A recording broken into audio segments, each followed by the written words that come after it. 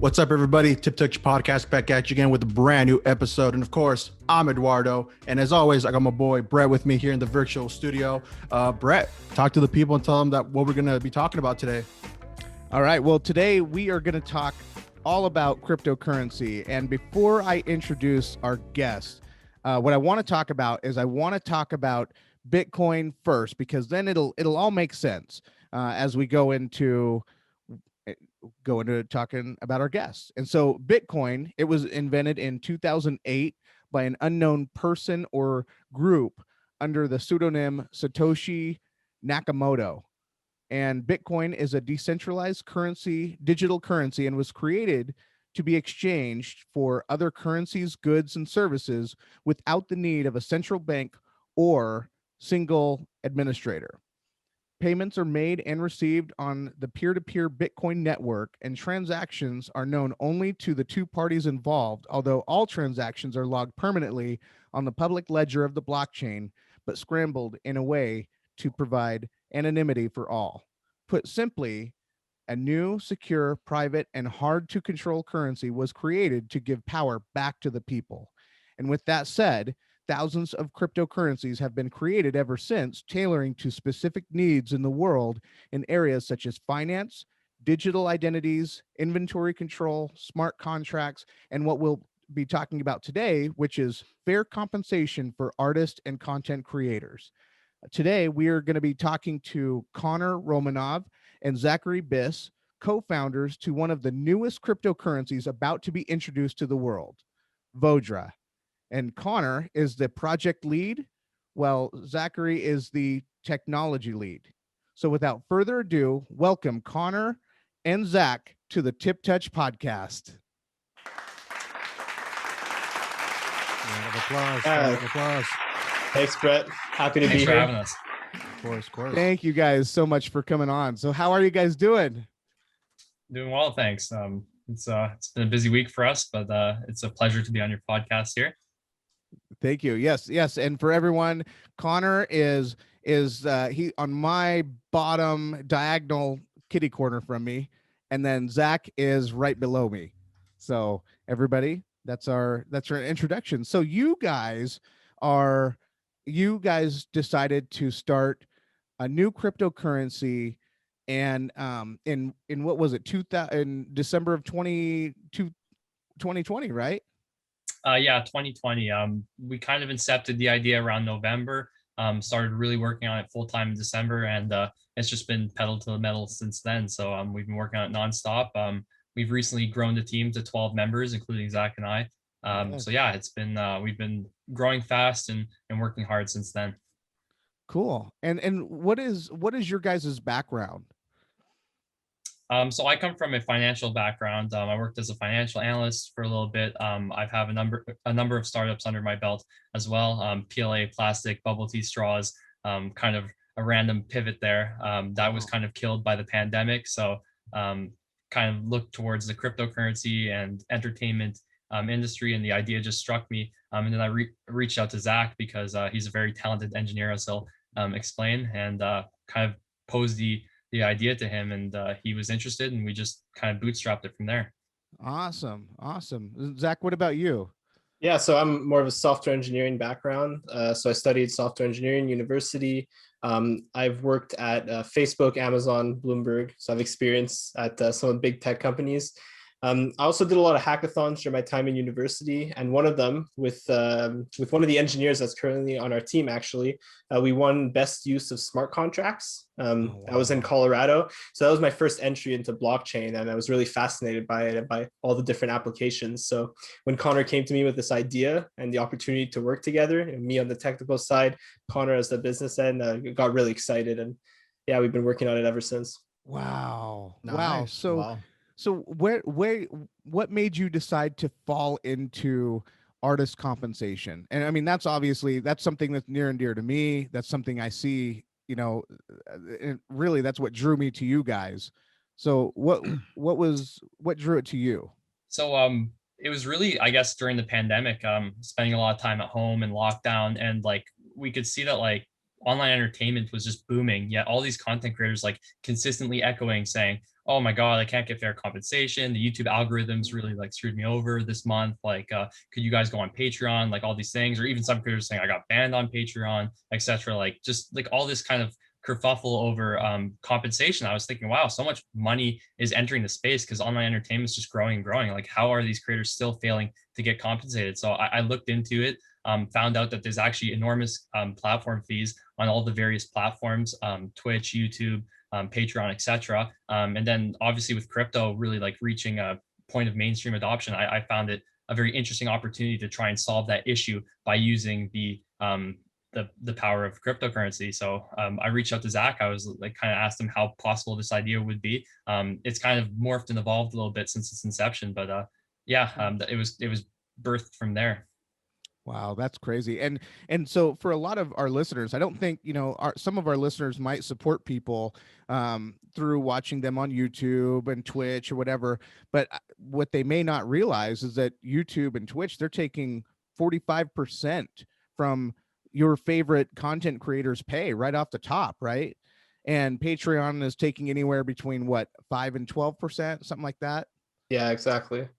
Yeah, there's definitely a lot of issues with that whole model, and it ends up hurting a lot of content creators, especially mid-sized content creators who really are trying to make this their full-time job. And with the platforms taking huge cuts like that, and then also big swings in revenue, anything goes, really. It's a black box to them, right? Whether or not YouTube shows their video, they'll get good compensation, then the next month their video is not getting shown, they're not getting paid anything. It's hard for them to really put themselves into these projects and really do what they're passionate about when they're not even sure if they're going to have enough to make it their full-time job. right.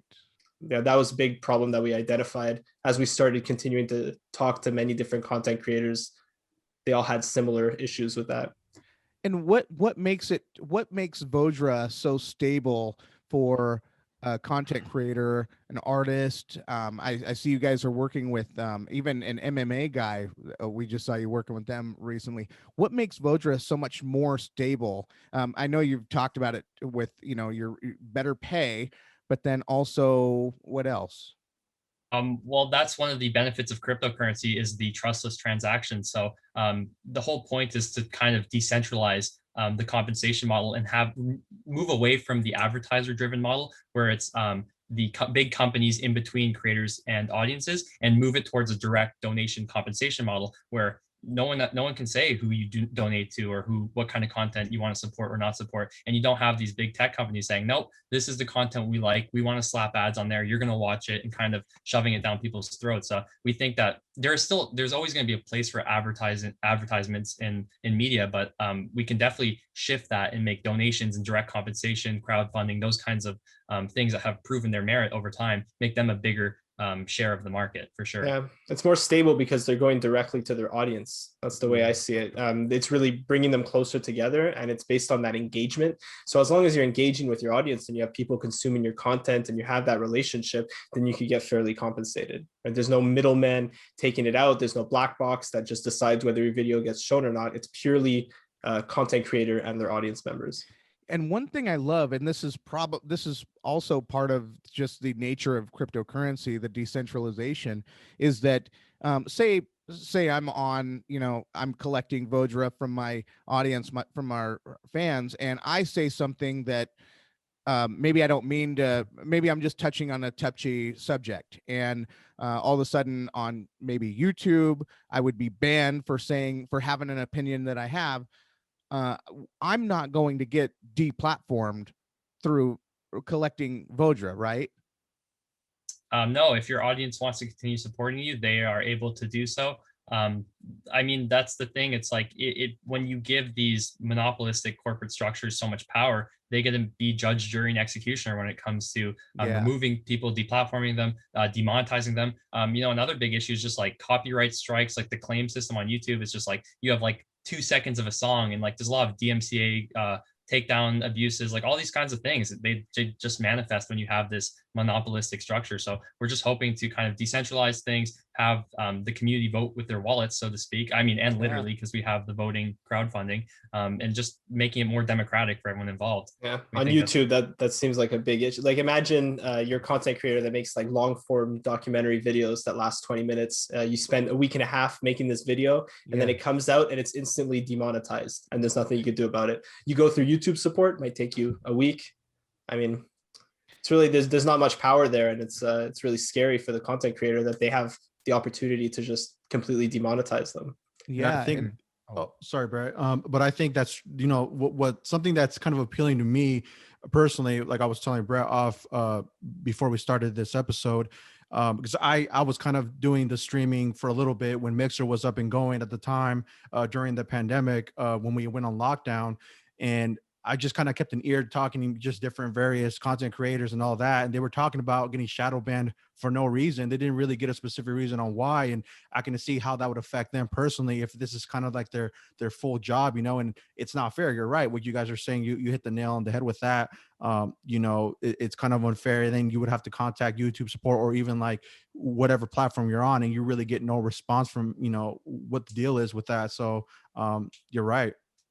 Yeah, and like life goes on. Like, it's like a content creator still needs to eat, they still need to pay their bills. Like, just because some giant monolith company is taking their sweet time, you know, trying to sort these things out for you, that doesn't mean you should not be getting paid. It doesn't mean, you know, that you should be suffering in the meantime. So like that like, not only do we want fair compensation for creators, but also just more consistent. Like, I don't think there's very many industries out there where it's so radical and volatile, like the revenue you can make. And it just adds like another barrier to entry for content creators. Like, if you're not well funded, or you're not like, you know, have wealthy parents or something, it's like, it's kind of hard to like devote a big chunk of your time, or you're taking like a huge risk without getting any payment at all. So we just think content creation would be better if we had lower barriers to entry and anyone could give it a shot, you know. Like, who knows how much great content out there we're missing just because of the way it's formatted online. Exactly. So tell us just a little bit, if I'm a content creator and I want to work with Vodra, how does that work?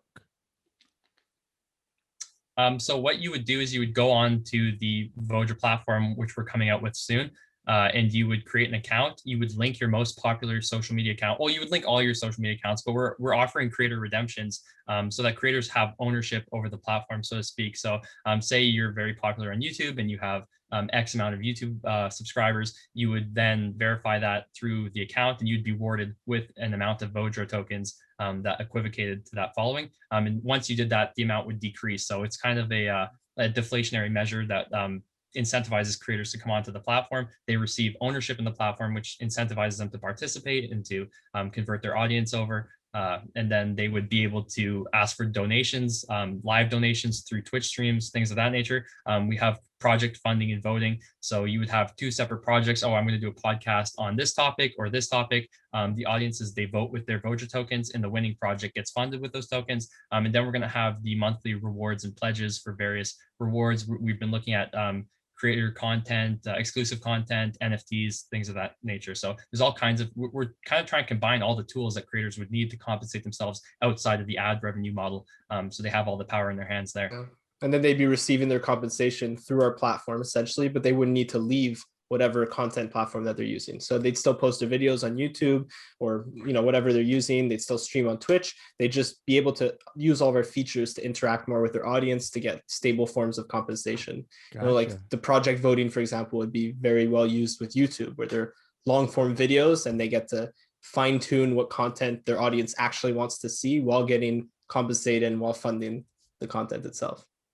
Wow, that's great. That sounds really good. And it almost like, you know, it took a pandemic to come up with an idea. I mean, I know for a long time, a lot of us were getting tired of, I mean, you know, some of my favorite people to watch on YouTube continue to get banned. I mean, some of them were being shadow banned. Some of them were just being taken off the platform completely, and over just their own opinion. It didn't line up perfectly in sync with YouTube's way of doing things. And for you guys, like, this is it's almost a fun way to interact and to encourage that interaction with your fans, with your followers, with your audience. And that's just a fun way of doing it. I really like that. Yeah, thank you. We really try. We think that kind of gamifying the whole experience and giving, big incentives for the audience to vote, right? Like getting to see the content that you want to see and voting on that. That's a good Yeah. incentive rather than just donating to a content creator. It Exactly. really creates interaction and it's fun for, both sides. Yeah, it keeps, I think I would, from the audio or from the artist standpoint, it would almost keep it fresh. Like, hey, we're talking about, this topic, and hey, next week we can let you guys vote to see where you guys want to take the show. So it's almost like you're giving them, that your audience, some of that voting right. And I think that's so cool. Yeah, we really want to see content move in that direction. I mean, it's, of course, it's like a huge task, but like our ultimate goal is, yeah, like you were saying, with the YouTubers getting banned and like just like not knowing what kind of content to make and stuff like that. We feel like if content creators have these tools and these, I guess, this freedom that's adjacent to the platforms, they're going to be able to still use the platforms, but with like more freedom and confidence and knowledge that they would be lacking with the current model right now. That's very mysterious and kind of Yeah. discriminatory. And I think another thing that you guys did that was absolutely brilliant was the fact that you weren't aiming to attack a platform. You actually just said, no, you know what, keep your platforms. You can, we're not going to take anything away from you, because you guys understood how the struggle that artists and content creators were facing, developing and nurturing an audience again. So instead, you guys just came with this direct approach that left everything be, and then but also sort of puts the big boys in check, because now what are they going to do? Are they going to, well, really it won't matter. I mean, their sting is going to be a lot less stingy if they continue to play the way that they're doing. And as just something that's a little bit frustrating is well, it was frustrating up to this point. Like, this is the type of project that gives me hope to say, you know what, content owners or platform owners can do whatever they want. At least I know that I'm not going to lose my opportunity to get paid with my audience, and that is exactly the way it should be. So I really applaud you guys for taking on that call. Thank you. Thank you. That means a lot.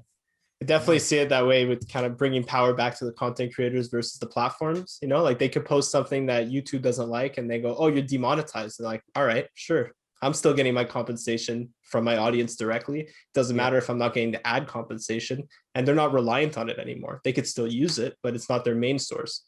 Yeah. So that kind of takes some power away from the platforms, puts it back into the creators' hands. Mm-hmm. Yeah.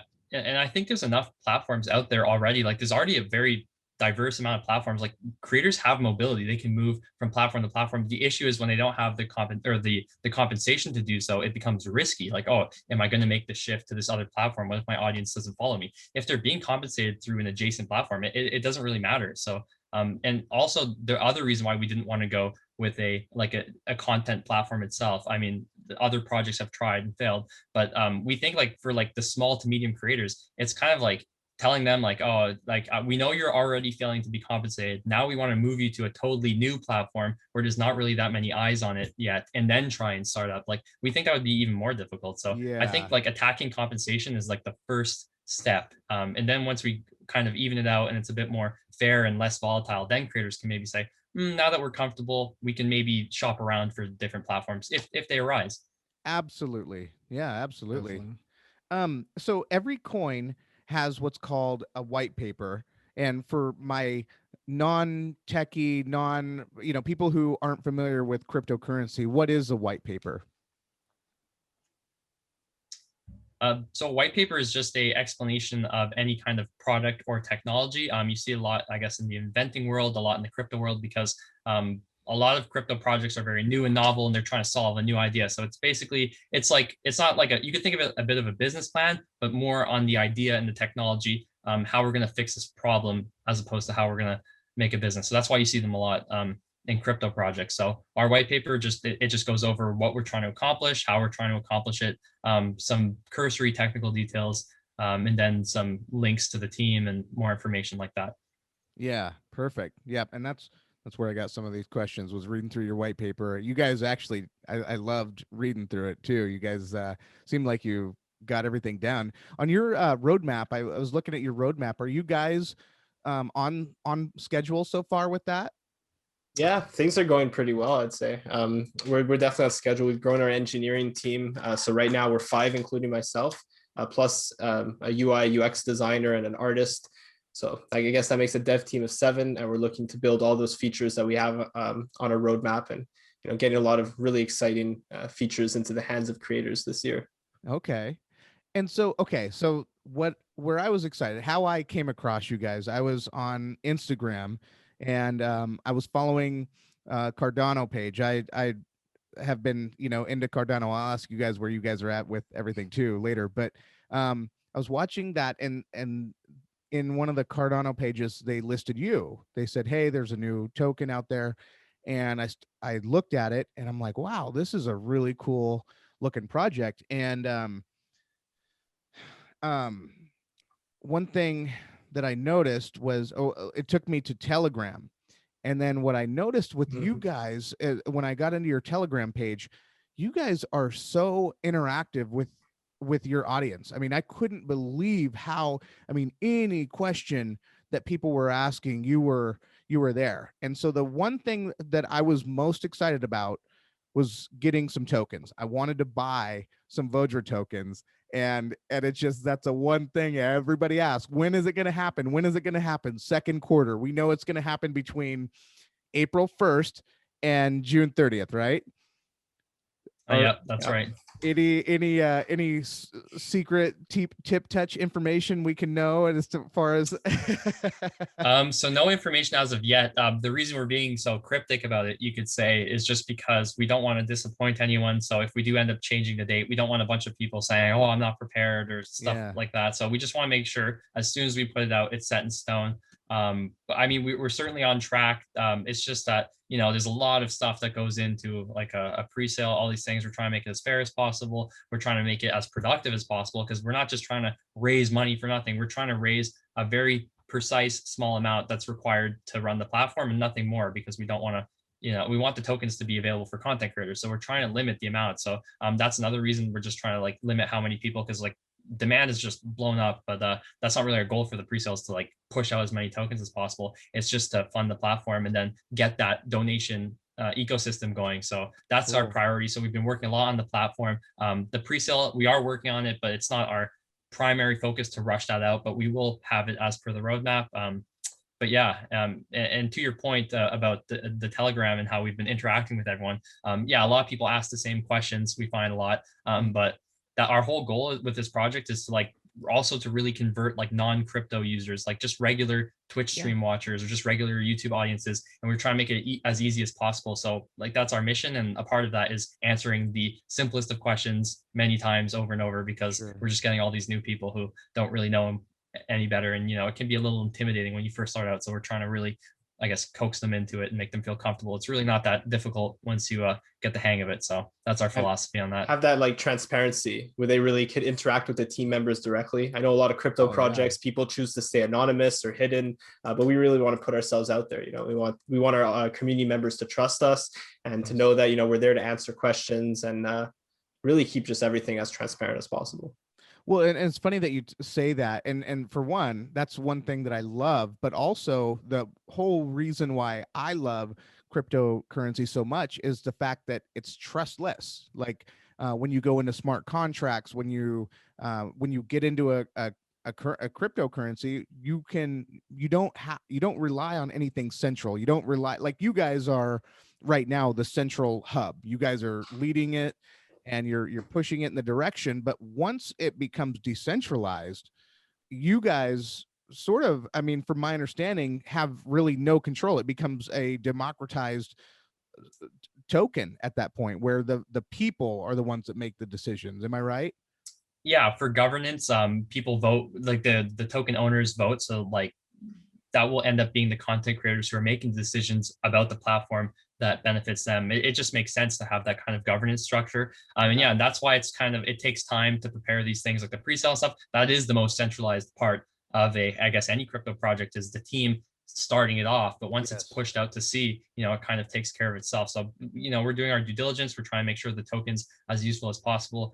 Zach can speak from a technical perspective, but we're trying to fit as many cool features in to the smart contract so that once that's deployed, it can't be changed. So there's those considerations to take into account.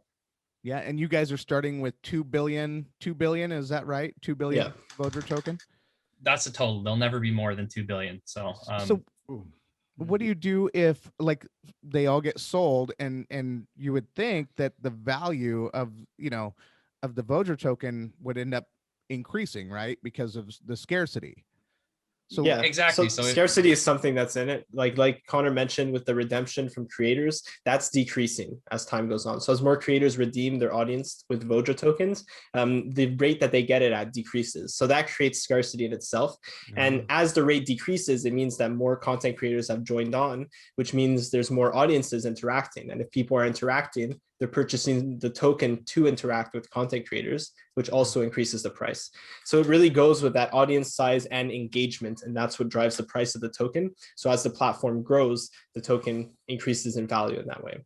okay. And creators get more money. That's because they are redeeming these tokens as they work on the platform. They are growing online entertainment as a whole. They're actually benefiting from it. When a creator's on YouTube or Twitch and they're working their ass off every day, making it a better platform, they're not benefiting from the corporate side of that platform actually growing and becoming more financially valuable. They're only benefiting from their own subscribers. We want to have a platform where not only do they receive the subscriptions and donations, but they're also benefiting from the growth of the whole platform of all of online entertainment, instead of just having 2 to 3 companies own pretty much the lion's share of online entertainment, which is pretty ridiculous that we've gotten to this point, in my opinion. It just seems like that's the way it always goes with those. I mean, that was the whole thing that, I mean, we've been talking about that in the music industry forever. And then all of a sudden, the independent record labels started coming out, and that was supposed to fix everything. And then streaming came out, and that was supposed to fix everything. And it just seems like no matter what road comes out for the artist, they always get screwed in the end. I mean, because the big companies always take the lion's share of the money, and the artist and the one putting in the blood, the sweat, and the tears into putting this unique record, unique art, painting, unique stuff, content out there. They're the ones getting the shaft, and this is finally a solution that hopefully becomes viable and something that can take us into the future and becomes the new norm, where the artists are the ones finally in control.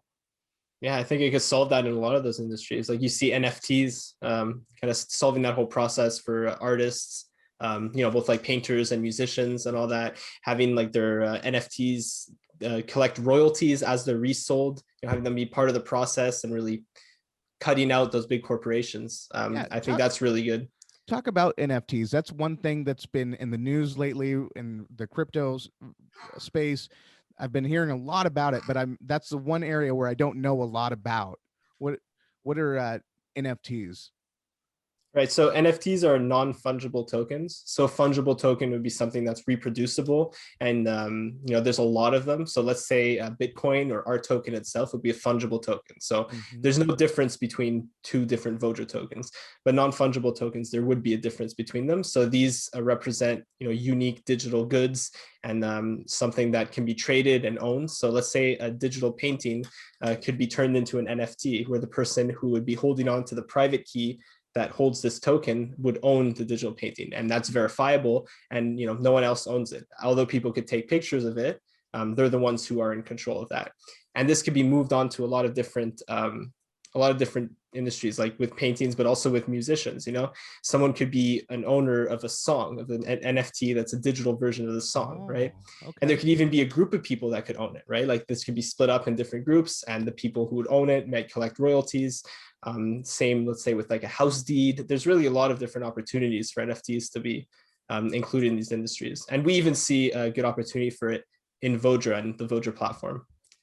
That's awesome. That's awesome. Yeah, take that opportunity while it's there, right? That's great.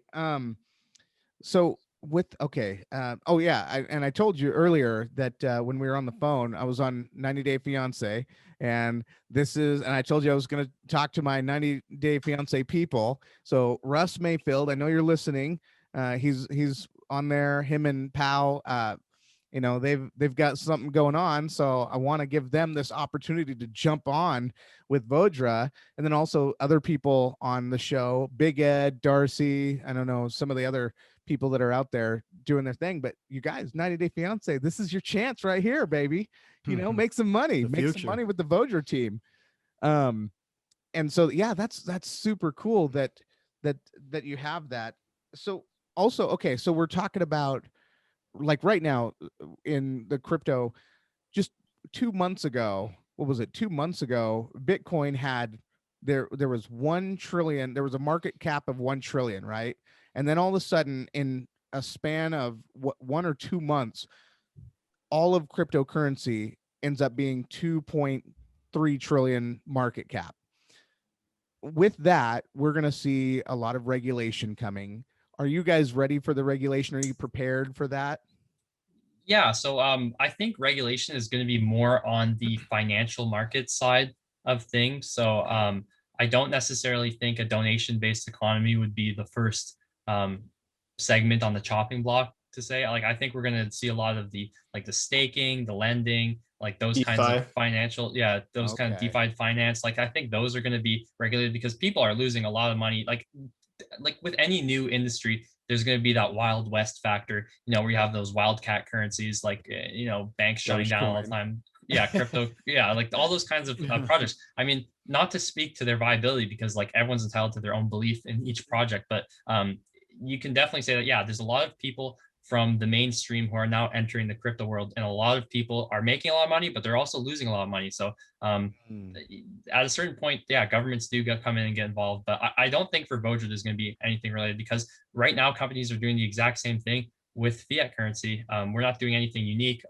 We're definitely not doing anything related to lending or that like a financial institution would do. It's just a decentralized donation platform that you can send to people that you want to support, and that's it. So I would hope not. I would be scared to imagine a world in which that would be something that a government would want to attack or clamp down on. Yeah, and that's one thing. I mean, you see countries such as Turkey, India, what other? I think Kenya.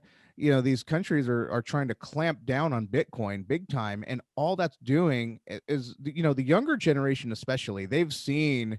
I mean, these people, this younger generation is living in a world of poverty like we will never see.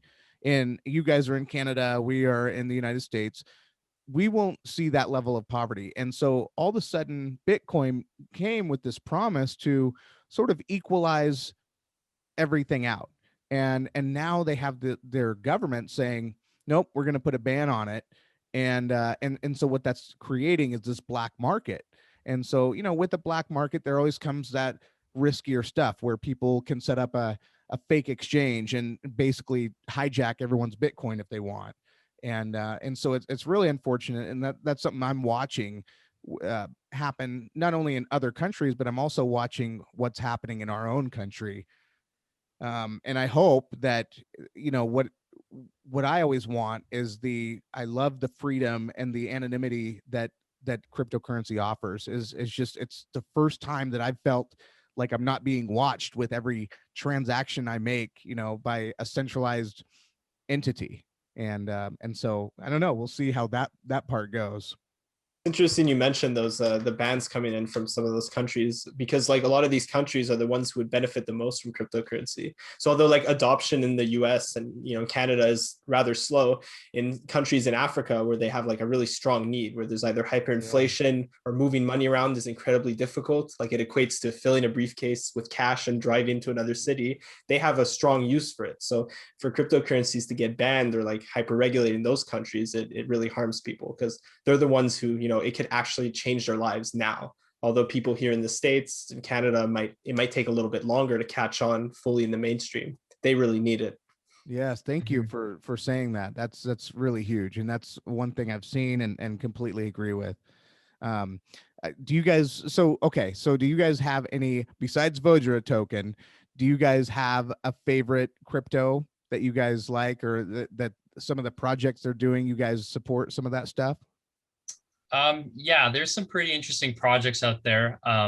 I think I could say Theta is pretty interesting. They kind of talk about streaming and kind of decentralizing that a little bit. It's an interesting project I would encourage people to look into. It doesn't really deal directly with compensation, but it is about online entertainment. So of course, like we kind of always quietly root for those guys.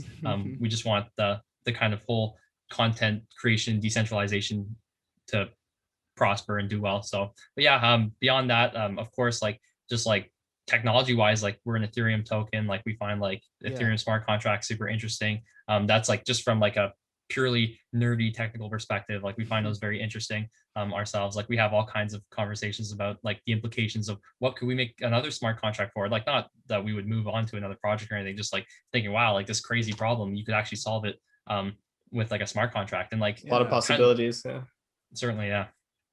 Yeah, that's great. And so, yeah, like that's, I don't know. Okay, so one thing, you guys are an Ethereum token, and what is ERC20? What is that? Yeah, so ERC20 is a token standard for tokens built on the Ethereum network. So people could write smart contracts and launch them on the Ethereum network, and then people could interact with them. And ERC20 just puts a standard list of functions like trading a token, checking the balance, so that wallets could all interact with them in an equal way. So any existing wallet like MetaMask or MyEther wallet, or any wallet that people use for Ethereum, could be used with an ERC20 token because they know how to interact with them. So it's a big standard that's taken off because of how simple and how like widespread it is to launch an ERC20 token, and how it's adaptable and it works on all these different wallets. And that's one of the big powers with that. And there's also a lot of possibilities for it to move on to different chains as well, which is really cool. So there's a possibility to have it be migrated onto Binance Smart Chain and have the project be on both Ethereum and Binance Smart Chain. Ah, okay. And so when you want to pay with your Vodra token, so I want to pay an artist, and so right now, if I want to pay in Ethereum, I can get your address and then send it from my address. It's the same way, right? Yeah, it'll be exactly the same way with the tools that people are used to using with Ethereum.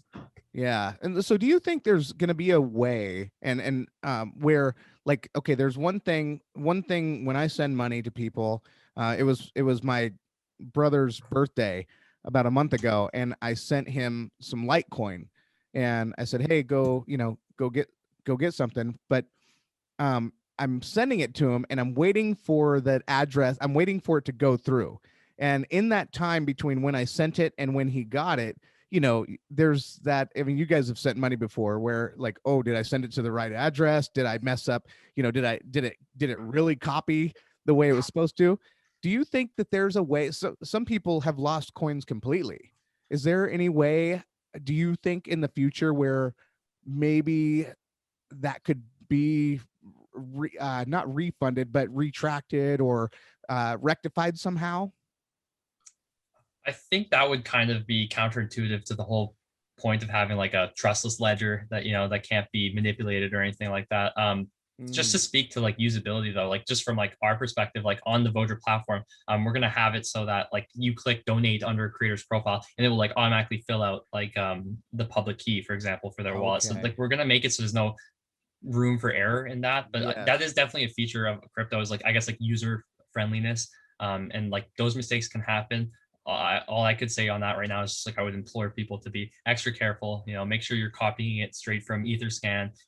Like Control C, Control V. There'll never be any problems with that. So be careful. And I think there will be a lot of, I guess, user interfaces that make things simpler. MetaMask already does a really good job, but I don't know about the feasibility of finding lost coins. Yeah, well, I think tools around it, and then just education in general is really going to help it, right? But that comes with it, with not having a centralized authority handle it, is that whether or not the tokens get to who you want to do is, it's your prerogative. It's what you do. So although it might be a little bit riskier, I think over time people will be more comfortable with that and realize that the power's in your hands. And with the necessary tools and education, people will be more than comfortable to send these transactions.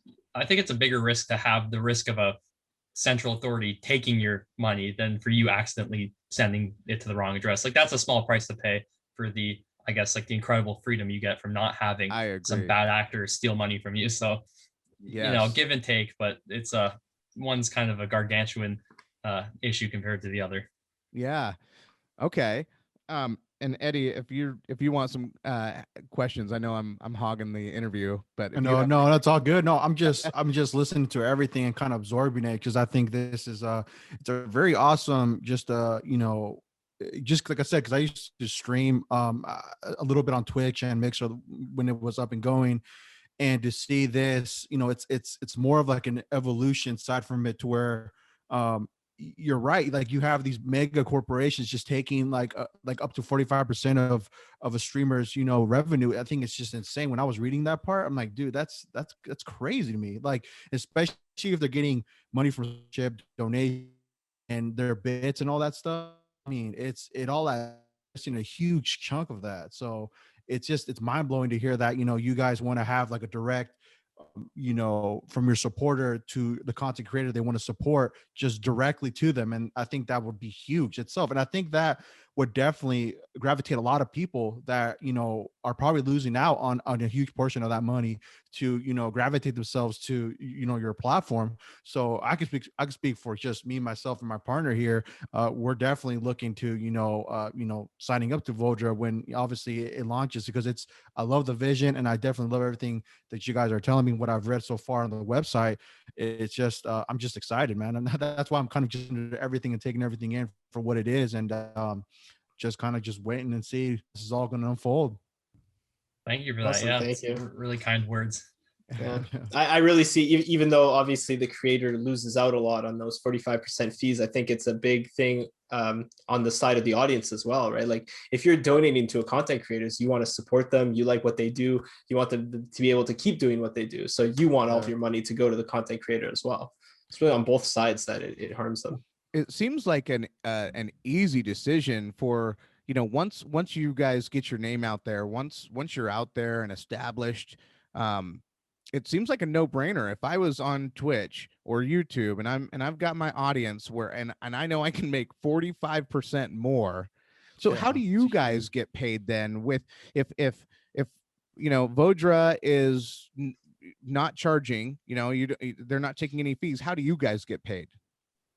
So essentially, we just withhold a small amount of the tokens for our salaries for the team. But beyond that, that's it. We just like when those tokens benefit, we benefit too. But and we keep running the platform with a reserve pool of the tokens. That's what pays for the small layer two gas fees, but and then on ramp and off ramp costs. But that's it. And like the goal is just to have it fund itself into perpetuity. We're just trying to sail off the ship and have it go from there. So Cool. that's the end goal, is just to kind of get that ecosystem going. Of course, like Zach and I are incredibly proud that we're the ones who are going to be able to herald that. But yeah, that's it. Okay. That's awesome. Oh, well, I wanna ask one question, if I may, Brett. Yeah. So do you want to have this also like a streaming platform as well, similar to what Twitch and like Facebook Gaming is doing and YouTube is doing as well, to where they can live stream and all that too, or is it just more of a upload your content and let people watch it, whenever they please? I honestly, from my perspective, don't think that's possible, or like possible for a while. Like I think it's just like too heated, like the political landscape, the whole censorship question. Like we've seen some amazing decentralized social media projects be completely destroyed by the question of censorship and stuff. So I just think trying to attack that is like it'll just kill any other good ideas that could be born from this idea. So we're not going to try and bite off more than we can chew. We think compensation is a perfectly good first step, and then hopefully, like I think it's like a step-by-step thing. Like if we were trying to do that, like we would get totally totally attacked.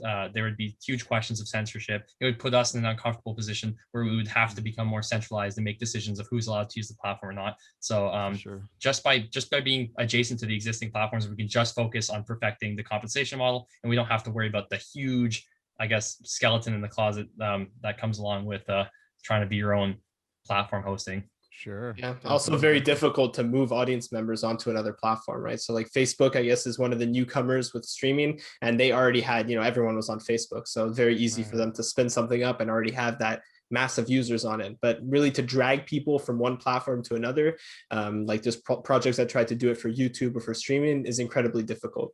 But a way that we want to integrate more with streaming is we're looking into integrations in the broadcasting platforms like Streamlabs OBS. So similar to how you have Twitch bits on Twitch and you interact with the audience and you have animations and all that, we're looking to have that with Vodra too. So because these broadcasting softwares are open source and are not owned by Twitch themselves, we're able to integrate with that. So people would stream on Twitch and they'd have the same interaction that they would with other currencies, but they'd be using Vodra instead.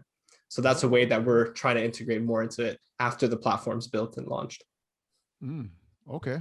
Interesting. Kind of like a web in between the different platforms. Like we're going to try to get to the point where we just keep making more and more integrations. So like, one day you could be on one of the social media platforms and it's just like you're using Vodra very seamlessly, but we're just hanging by the wayside of the platforms and not getting involved in the politics or the censorship or like the, I guess, Herculean task of trying to move like a totally established billion user social media platform onto another one. That like, Mixer, they tried, like they took Ninja, the top streamer from Twitch, like, and didn't even make a dent. So it just goes to show that like, it's like, especially just for two guys, it's a bit much. So definitely. And I think that's good. You guys said that, you guys said it perfectly, that you don't want to bite off more than you can chew, and you want to focus like on a sole thing, which is compensation, and then go from there. It's almost like taking, baby steps, and then, go from there and perfecting it, and just moving on from that.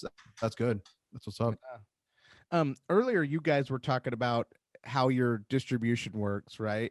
And then also, so you also talk in your white paper about some of the distribution challenges that you guys face. So how do you guys deal with some of those challenges, and what are some of those challenges?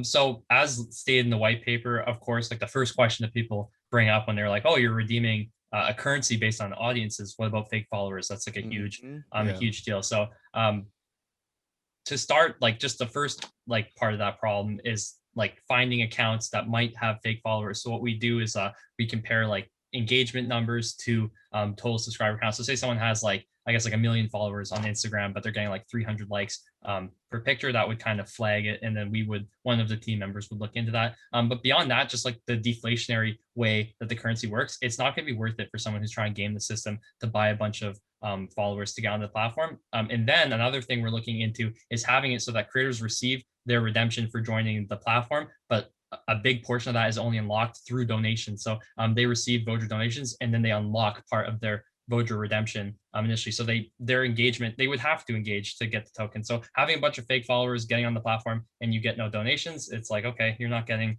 those tokens. It kind of speaks for itself. So big audiences have at least a decent size of engagement. So as long as we can put it behind that wall, where like you have to just have like a minimum amount of engagement, that's a fair way that we can determine who gets what.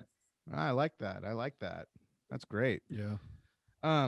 Okay. So you guys have, looking at your Instagram page, you guys have partnered up with some people. So who are some of those people you guys are most excited about partnering with, and like what are they doing? I'd say I'm pretty excited that we have such a wide variety of content creators. So we really touch a large amount of, like we have a professional surfer, we have athletes, we have a contortionist who shoots arrows with their feet. Financial influencers. There's a lot of really cool content creators that are really touching a wide range of audiences, right? Because all these content creators, they bring their audiences onto our platform and get to interact, and that's something that I'm really excited about. That's great. I think that's a feature of like kind of like all the features we offer. Like we're offering the pledging, we're offering the project voting, we're offering the live broadcasting donations. So like we're actually taking creators from all these different platforms, which I don't really think has been done before. Like you could look at Patreon, for example. It goes without saying that that's pretty much YouTube. Like that's YouTube creators use Patreon, or like obviously Twitch uses Twitch bits, but like by putting all the features on the same platform, we're drawing a wider variety of creators. So it's going to be kind of like also a social experiment to see how these creators end up using the platform. Like for example, the UFC fighter we have, like he he likes to post his fights, but he's also been talking about doing instructional videos and stuff like that. So maybe for the pledging system, he could do private lessons or live stream lessons or something like that. Who's to say? Like, we're just like, that's something that's going to be very exciting for us, just to see how all of them use it. Like, because right now, like as the creators, it's hard for us to even say who's going to use what and how, and like all the creative ways that they're going to use the features. That's the beauty of art, right? And entertainment is it can go in any direction. That's so cool. And but you guys have given these people from such diverse backgrounds a home, and that's an incredible feat that you guys have done. And that it all can be done. That all can be done in one stop. It's like a one-stop shop. Like you just go there, boom, absolutely done. That's awesome. Yeah. And then so you guys were in an article recently on Bankless Times, and the writer was Tony Zarucha. And is it okay if I read a little bit of that article? I thought that was pretty cool that you guys were in the article. Absolutely. Yeah, sure.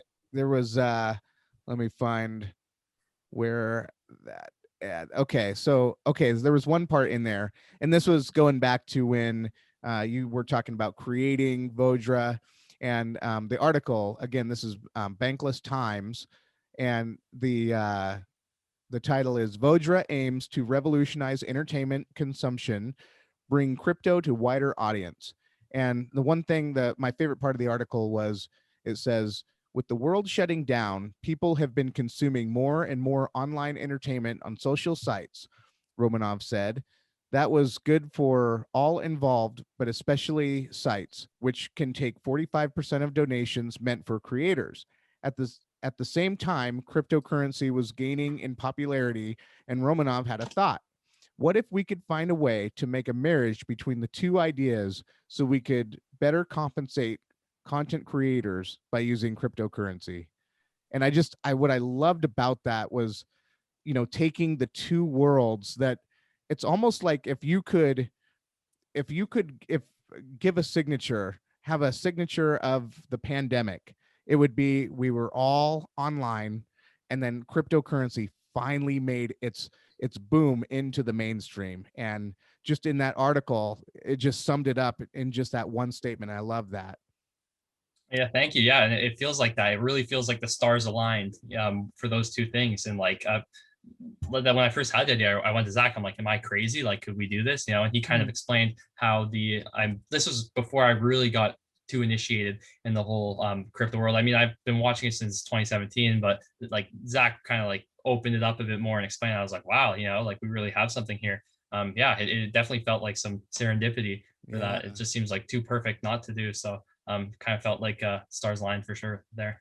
And I love that Zach comes from, your background of Facebook. And where else did you say you were working with? I've worked at Amazon and Bloomberg as well. And so you come from those companies. I mean, you're basically from the belly of the beast, right?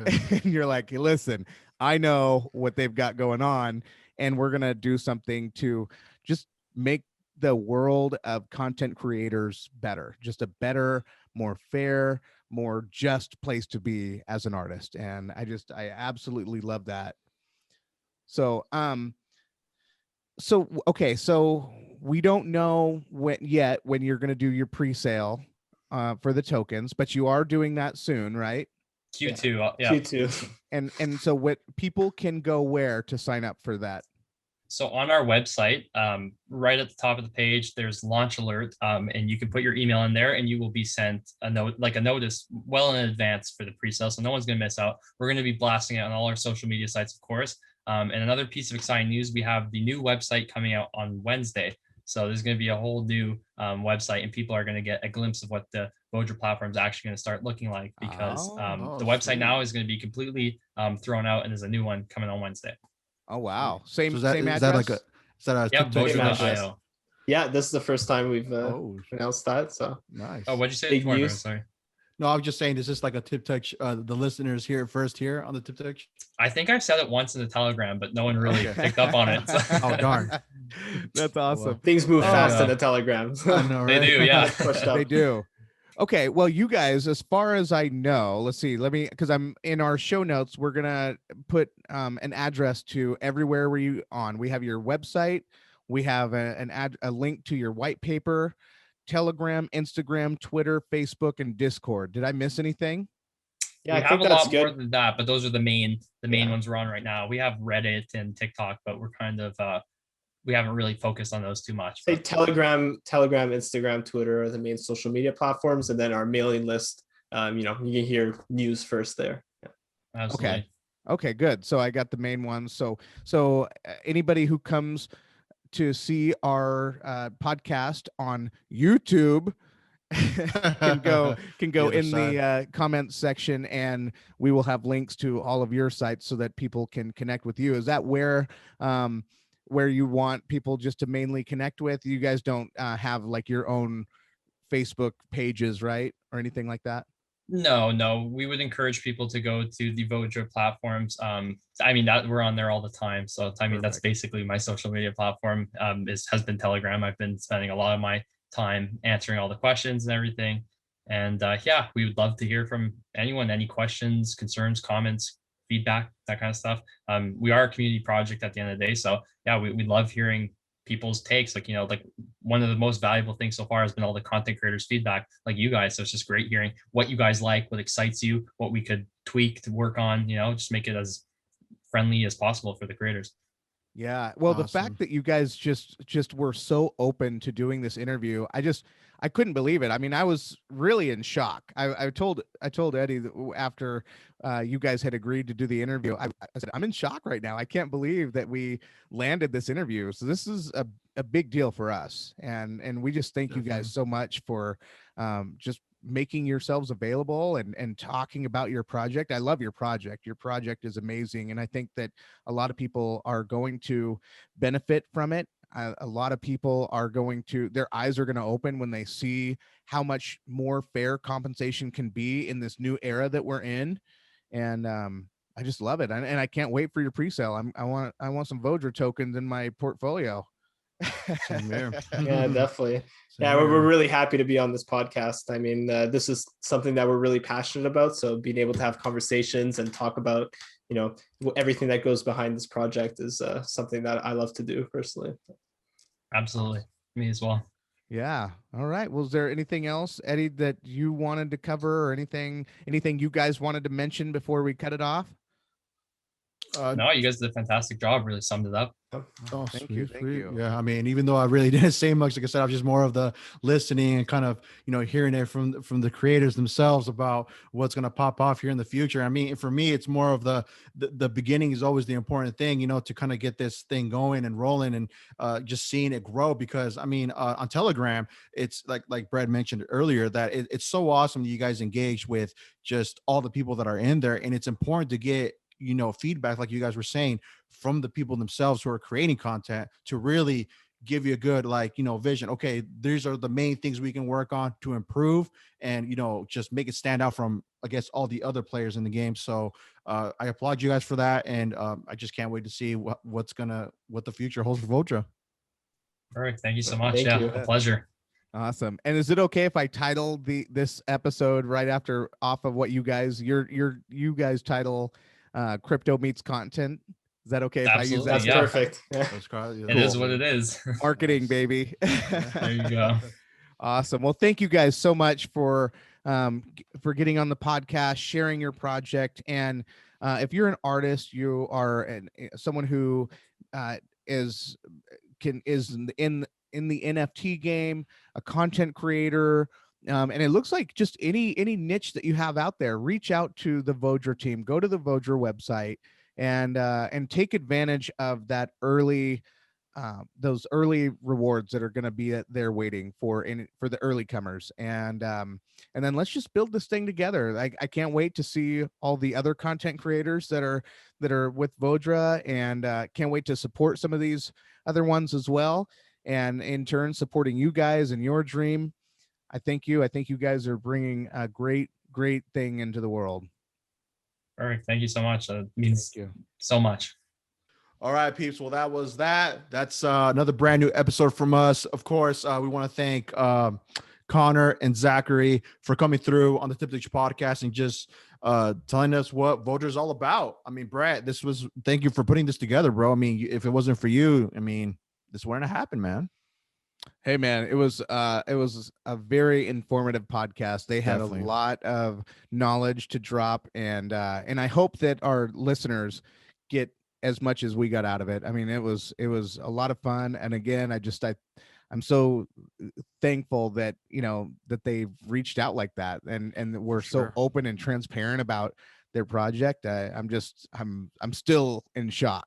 No, definitely, man. It was an awesome one, and like I said, for the people that probably are gonna watch this and be like, "Man, Ed was really quiet on this one." Well, it's just I was kind of in the seat of taking everything in for what it was. I mean, hear from them and kind of just seeing what it's all going to be about, and just taking all the information in. But we will definitely plug in all their info in the description on our YouTube page when this drops on there on Friday, just so you have direct links to just go ahead and read for yourselves what they're all about on their white pages on their main website. And also, if you want to join, what's that? What is Telegram. it? Telegram. If you want to join there, like I think Zachary said it, or Connor, that they're really active on there. They're answering any questions you have for them. So you can definitely shoot them a message on that and get a response. So again, go check out all of our content if for all the previous episodes that we have on there on our YouTube page and all the other major streaming platforms such as Spotify, Apple Podcasts, Stitcher, TuneIn FM Radio,